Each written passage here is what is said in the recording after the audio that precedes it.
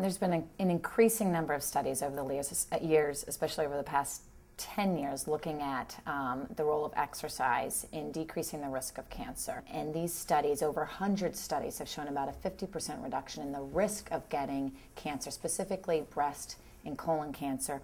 A growing number of studies show a reduced risk for ovarian cancer, endometrial cancer as well. And now more recently, in the last couple of years, there's been studies showing that exercise can also improve your survival after a cancer diagnosis. There's been studies showing that about a year after your diagnosis, if you exercise about 30 minutes a day, or say 2 to 3 hours per week, doing a moderate intensity activity such as brisk walking or bicycling, you can decrease your risk of recurrence approximately by about 50%. People undergoing treatment, chemotherapy or radiation, the number one side effect is fatigue. And so they think the last thing they want to do is exercise. How could exercise actually improve fatigue? But it actually does. So there's studies that have been done showing that if you start an exercise program, you'll be less fatigued, you'll have less nausea, and then it's also associated with other improving other side effects of surgery, such as lymphedema, and other side effects of treatment. Exercise is very important for cancer survivors on a couple different levels. I think first, from a physical standpoint, you are increasing your heart rate, your respiratory rate, you're helping your body heal, especially in the sense of chemotherapy. You're helping with increased circulation to help flush some of that chemotherapy out of your system. With increased circulation, you're also getting more blood flow to areas where you had surgery, so that helps with healing at the surgical sites as well.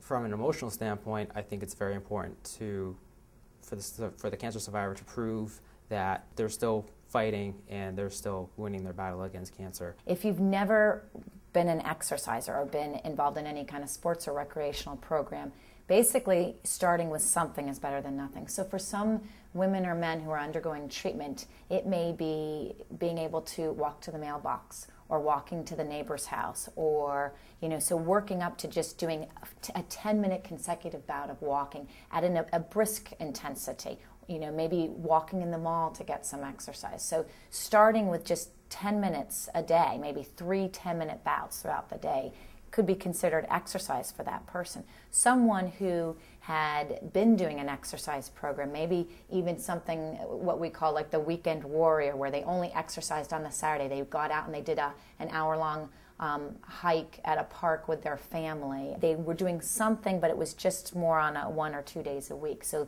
for them, it might be establishing a routine where they do something 3-4 days a week for 30 minutes. And then, of course, the person who was more of an avid exerciser, it would be ideally getting back to the program they were doing before their diagnosis, and maybe even pushing themselves a little bit more to, maybe they had that goal. Maybe I'd like to participate in a 10K race.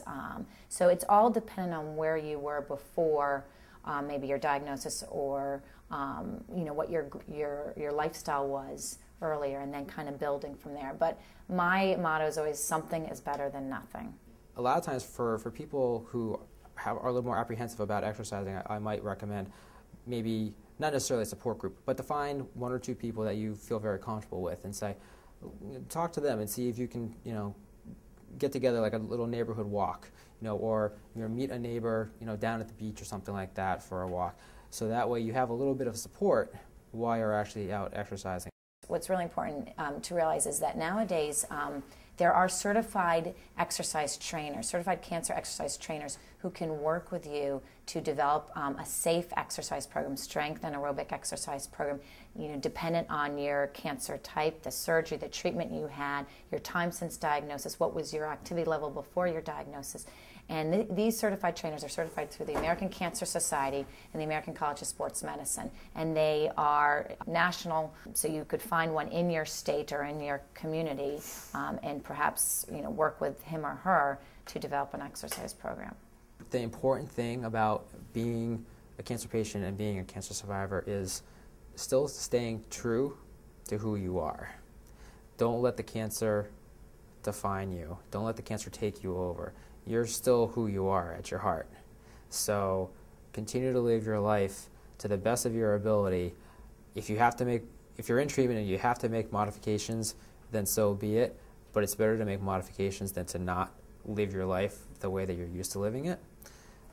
So I think that's true if you're in treatment, and I think that's true in cancer survivorship as well.